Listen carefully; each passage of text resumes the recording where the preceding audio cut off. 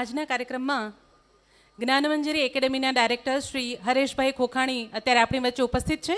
હું વિનંતી કરીશ હરેશભાઈ ખોખાણીને કે તે અહીં આવી અને પોતાનું વક્તવ્ય આપશે. જય હિન્દ. જો કે આમ દેખાય છે ચહેરા એવા કે હવે લગભગ આમ અમારું સન્માન થાય ને તો પૂરું થાય તો અમે લોકો હવે અહીંથી જઈએ એવું આમ દેખાઈ રહ્યો છે માહોલ. પણ હું એવું મારે ગણતરી એવી છે કે એક વખત આપણે બધા ઊભા થઈએ આપણી જગ્યા ઉપર, બધા જ મિત્રો ઊભા થાવ. સાહેબે શરૂઆત કરી એટલે બધા જ થયા.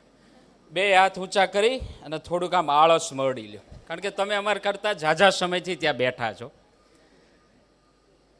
સરસ, ધન્યવાદ. બેસો. આમ તો શું થાય કે રોજે વિદ્યાર્થીઓને તો અમારી ટેવ હોય કે અમને લોકોને સતત સાંભળવાની 5-6 કલાક કન્ટિન્યુઅસ અમને એ લોકો સાંભળે, પણ એની સાથે માતા પિતાને ટેવ ન હોય, કારણ કે એને સંભળાવવાની ટેવ હોય. એટલે આવું ક્યાંક થતું હોય. હમણાં એક લેખ હું વાંચતો હતો, લગભગ બધાએ સાંભળેલો હશે. એટલે આના ઉપરથી મારો કહેવાનો ભાવાર્થ એટલો જ હશે કે અહીંયા જે બાળકો બેઠા છે એ લોકોએ હિસ્ટ્રી ક્રિએટ કરી છે, બરાબર છે. એવો જ એક આપણા ઇન્ડિયાનો હમણાં રિસન્ટલી 2.5-3 મહિના થયા, લગભગ બધાને નામ ખબર હશે, વર્લ્ડ ચેમ્પિયન 18 વર્ષની એજે ચેસમાં થયો ડી ગુકેશ. નામ સાંભળ્યું છે ને? ક્યારનું બધા અહીંયા બધા કહે છે કે સ્પોર્ટ્સમાં આગળ વધો, આવી રીતે આગળ વધો, આમ વધો, બધા ઘણી બધી સલાહો આપે છે. આનું નામ લેવા પાછળનું કારણ એક છે કે એને હિસ્ટ્રી ક્રિએટ કરવી હતી. એટલે એનું એક ઇન્ટરવ્યૂ મેં ચેક કર્યું, ઇન્ટરવ્યૂ જોયું મેં આખું, અને ઇન્ટરવ્યૂની અંદર કોઈ એને એક એવો પ્રશ્ન પૂછ્યો કે તે આ હિસ્ટ્રી ક્રિએટ કેવી રીતે કરી. એટલે એને એક બહુ સાદો ને સિમ્પલ જવાબ આપ્યો, અને બધા એના હૃદયને સ્પર્શી જાય એવો જવાબ છે. કારણ કે અહીંયા જેટલા સ્ટુડન્ટ બેઠેલા છે ને એ લોકો હિસ્ટ્રી ક્રિએટ કરી છે, એટલે આ હોલની અંદર કંઈક એન્ટ્રી એને મળી છે.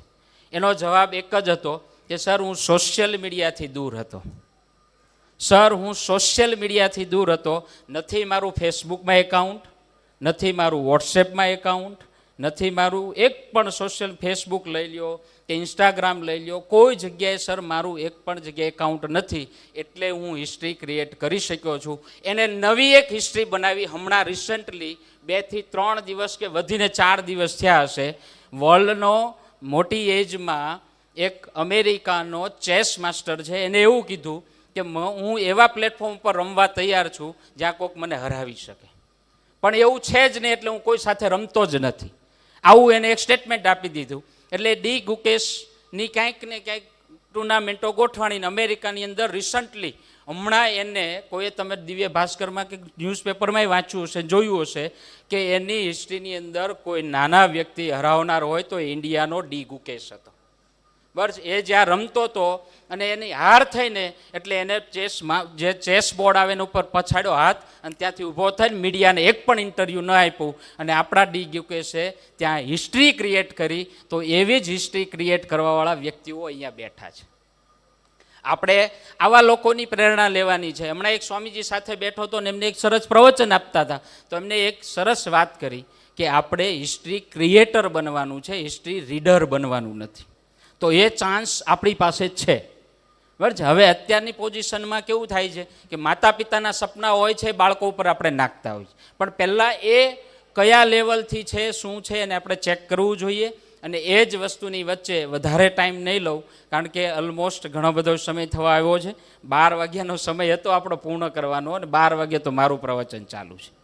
કારણ કે જે વ્યક્તિઓ અહીંયા આવવાના હતા એમના ટાઈમિંગ પ્રમાણે ચાલવું પડે, એમની વ્યસ્તતાઓ પ્રમાણે ચાલવું જોઈએ. કારણ કે અહીંયા જે આઈએસ આઈપીએસ આપણા બધાના સપનાઓ છે. મારે આઈએસ બનવું છે, આઈપીએસ બનવું છે, મારે જિલ્લાનો મોટો રાજા બનવું છે, મારે રાજ્યનો મોટો રાજા બનવું છે, પણ એના પાછળની મહેનત એટલી જ જોઈએ. જે આઈએસ આઈપીએસ આપણી હમણાં આપણી વચ્ચેથી 2 વ્યક્તિઓ ગયા, એના સાહેબે એવું કીધું છે કે મને ક્યારેય પણ તમારી હેલ્પની જરૂર પડે તો મને પર્સનલ મળવા આવજો. તમે જ્યારે પર્સનલ મળવા જાઓ ત્યારે પ્રશ્ન પૂછજો કે સાહેબ તમે મહેનત કેટલી કલાક કરતા હતા, સાહેબ તમે મોબાઈલનો યુઝ કેટલી કલાક કરતા હતા. બરાબર. અમે લોકો, હું તમને મારું એક્ઝામ્પલ આપું, હું અત્યારે આ પોઝિશન ઉપર ડાયરેક્ટર તરીકે છું, સીઈઓ તરીકે કંપનીમાં છું, પણ હું અત્યારે હાલમાં ફેસબુક, ઇન્સ્ટાગ્રામ કોઈ જ વસ્તુ વાપરતો નથી. છતાં પણ અમે જ્ઞાન મંજરીની અંદરથી લોકોને એટલા જ ડૉક્ટરો બનાવીએ છીએ, એટલા જ આઈઆઈટીમાં મોકલીએ છીએ, એટલા જ આઈઆઈટીએન બનાવીએ છીએ. એના પાછળનું રીઝન છે અમારી અથાગ મહેનત, બાળકોનો અમારી સાથેનો સપોર્ટ, અને એ રિઝલ્ટ અહીંયા લઈ આવીએ છીએ. ભુજની અંદર પણ આ વર્ષે જ્ઞાન મંજરી, તમને બિલીવ નહીં થાય, ગુજકેટની અંદર ભુજમાં હાઈએસ્ટ રિઝલ્ટ 120 માર્કમાંથી 113.25 માર્ક લઈ આવી. આ સૌથી મોટી સિદ્ધિ છે. આ પરીક્ષાની અંદર 113.25 માર્ક કેમ આવે એવો પ્રશ્ન થાય. સાહેબ 0.25માં તો માર્ક ન આવે. આ પરીક્ષા એવી હોય કે એમાં જો પ્રશ્ન સાચો પડે તો 1 માર્ક મળે, અને એમાં પ્રશ્ન ખોટો પડે તો આવેલામાંથી 0.25 માર્ક કપાઈ જાય. એટલે 0.25 માર્ક એ બાળકને આવ્યા છે, વિદ્યાર્થીની છે. સાહેબે જેમ કીધું ને કે હવે મને અહીંયા છોકરાઓ કરતાં દીકરીઓ વધારે દેખાય છે, હકીકત બાજી મારી રહી છે હો દીકરીઓ. હવે એમાં છોકરાઓ કેમ બાજી નથી મારતા એના પાછળનું કન્ક્લુઝન છે કે આપણે લોકોને મોબાઈલ આવી જાય એટલે ગામના ચોરે બધા બેઠા હોય. તમે અત્યારે વેકેશનની અંદર બધાએ જોયું હશે, ગામનો ચોરો એકય ખાલી નહીં હોય. હા, બપોરના ટાઈમે ખાલી મળશે કારણ કે તડકો હોય. સાંજના ટાઈમે એ પેલી બાજુથી આવે છે, એ પેલો આમથી આવે છે, કારણ કે ફ્રી ફાયર ગેમો બધું ચાલુ હોય. હરજે પણ જ્ઞાન મંજરી જ્યારે સિસ્ટમથી ભણાવી રહી છે ત્યારે ગયા વર્ષે 1400 બાળકોમાંથી જ્ઞાન મંજરીએ 612 બાળકોને MBBSમાં નાખ્યા. આમાં એબ્રોડનો એક પણ વિદ્યાર્થી નથી. માત્ર ને માત્ર ગુજરાતમાં જ એડમિશન લીધા હોય એવા જ બાળકોનું હું કહી રહ્યો છું. આ વર્ષે હમણાં રિસન્ટલી JEE એડવાન્સનું રિઝલ્ટ આવ્યું, પણ સંજય સર મને કહેતા આનંદની લાગણી એટલી છે કે અમે લોકો ભુજની અંદર 40 બાળકોને JEE મેન્સની તૈયારી કરાવતા હતા. 40માંથી 13 બાળકો એડવાન્સમાં ક્વોલિફાઈડ હતા. 40માંથી 13. તમે રેશિયો કાઢો, આ રેશિયો કોઈ નાનો નથી. અને હમણાં રિસન્ટલી JEE એડવાન્સનું રિઝલ્ટ આવ્યું, અને એ રિઝલ્ટની અંદર જ્ઞાન મંજરીમાં કે એની બધી બ્રાન્ચો થઈ અને 49 છોકરાઓ પ્યોર તૈયારી કરતા હતા. 49માંથી 32 છોકરાઓ IITN માટેના સિલેક્શન થયા. તમે રેશિયો કાઢો, 49માંથી 32 એટલે કોઈ નાની વસ્તુ નથી. બરાબર છે. આ ગુજરાતની સંસ્થાઓ કરી રહી છે. આ ગુજરાતની જ સંસ્થા છે, એ કોઈ આઉટ સ્ટેટ કે આઉટ કન્ટ્રીની સંસ્થા નથી. બરાબર છે. એ રિઝલ્ટ કાઢવા માટે તત્પર છે, અને બધાને અમે બધાને સપોર્ટ આપવા તૈયાર છીએ. માત્ર તમારી ભૂખ જોશે. બરાબર છે. 2 વિદ્યાર્થીઓ 2012ની અંદર મારી પાસેથી પૂરું કરીને ગયા. એમાં એક અત્યારે હમણાં રિસન્ટલી આ જૂનની અંદર એનું પૂરું થશે, હાર્ટનો સુપર સ્પેશિયાલિસ્ટ. એક નાની વાત સાથે જ હું પૂરું કરીશ અહીંયા. અરજે 2 છોકરાઓ મારી પાસે હોસ્ટેલમાં રહેતા હતા, સ્વામિનારાયણ ગુરુકુળ ગોંડલ રોડ રાજકોટની અંદર. બરાબર છે. એ હોસ્ટેલની અંદર જે ત્યાં હોસ્ટેલ ચલાવીએ છીએ એવી જ જ્ઞાન મંજરીની પણ અહીંયા એક હોસ્ટેલ અલગથી ચલાવીએ છીએ. એમાં સતત શિક્ષકોનું માર્ગદર્શન સાથેનું ચલાવીએ છીએ, એટલે શિક્ષકોનો પણ સપોર્ટ 24 કલાક એમને મળતો રહે. બરાબર છે. એ 2 બાળકો જ્યારે મારી પાસેથી ભણીને નીકળ્યા ત્યારે મેં એક વસ્તુ પૂછી કે બેટા અમે ક્લાસની અંદર તમને ભણાવતા હોય, બરાબર છે, એમાં ક્યારેક શિક્ષકે તમને સારું ભણાવ્યું ન ભણાવ્યું, ક્યારેક તમને કંટાળો આવ્યો, ક્યારેક મેનેજમેન્ટનો સપોર્ટ ન મળ્યો, ક્યારેક સ્કૂલનો સપોર્ટ ન મળ્યો, તો એને મને એક વાત ત્યાં આટલું મેં કીધું, મને રોક્યો. મને કે 1 મિનિટ સર. હા બેટા બોલ લે. અને કે હવે ટકાવારી કેટલા આવે? મેં કીધું 100 આવે. 100થી ઉપર આવે? મેં ન આવે. ગમે એમાં જાઓ તો 100% વારી આવે. તો મને કે બધાનો હિસ્સો રચાયેલો હોય આમાં. એટલે કે 4 ભાગ પડે સર.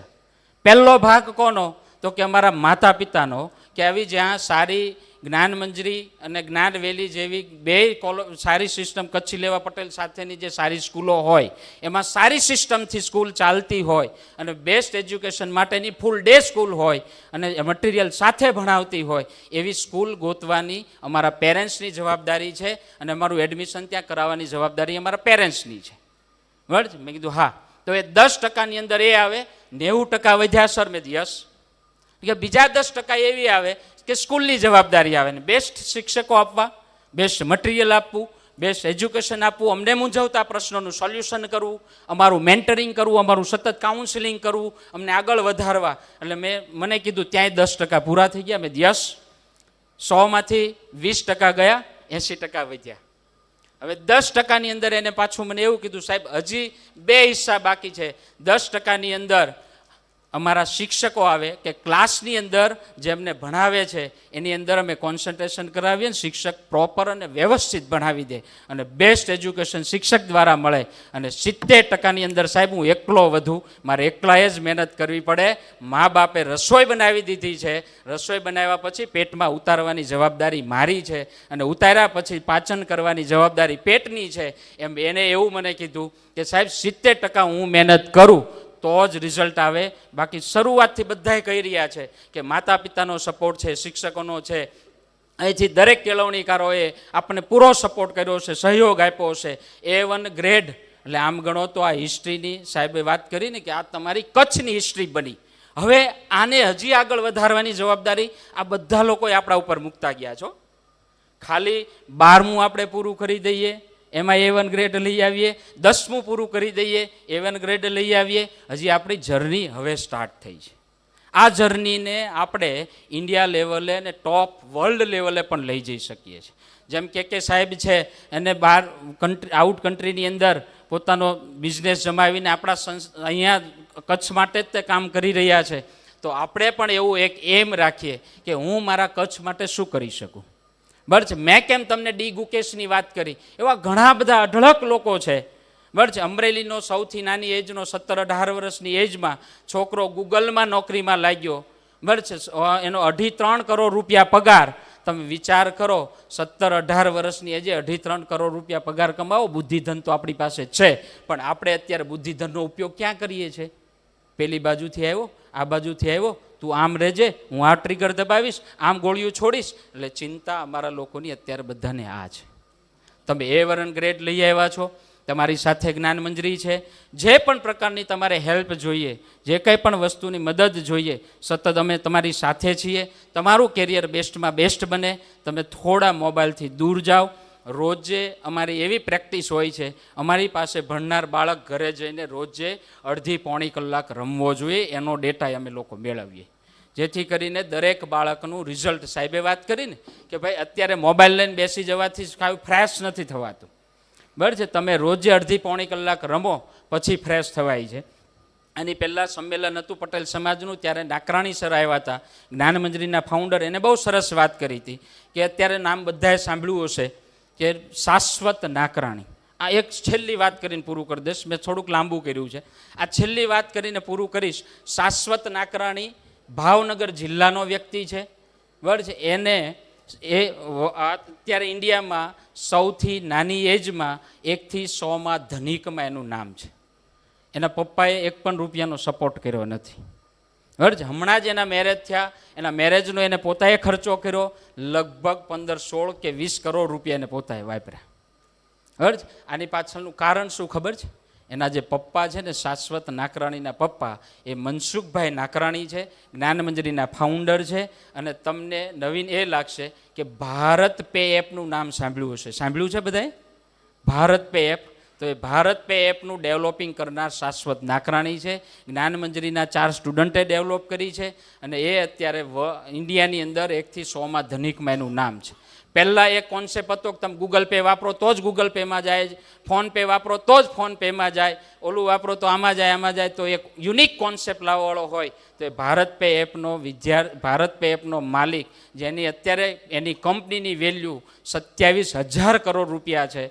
અને બહુ સામાન્ય રીતે અત્યારે બાળક એટલું બધું આગળ વધી રહ્યો છે.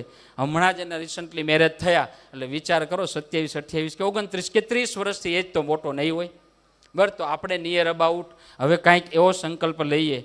બધા જ શિક્ષણ અધિકારી સાહેબનો પણ એક સંકલ્પ છે કે IAS IPS બંને સાહેબોનો પણ એક સંકલ્પ છે કે ભાઈ કચ્છને કોઈ પણ હિસાબે આગળ લઈ જવું છે, લઈ જવું છે, લઈ જવું છે. તો આ બધા જ સંકલ્પની વચ્ચે સૌથી મોટું જો કોઈ માધ્યમ હોય તો એ આપ છો. એની અંદર અહીંયા RD વરસાણી અને જે જ્ઞાન મંજરી છે, એટલે કે જ્ઞાનવેલી, એનો જે સપોર્ટ જોઈએ, જ્યાં જોઈએ ત્યાં તમામ પ્રકારનો અમે સપોર્ટ આપશું. તમારું ફ્યુચર બ્રાઇટ બને એના માટે ભગવાનને પ્રાર્થના. જય હિન્દ, જય ભારત. Thank you.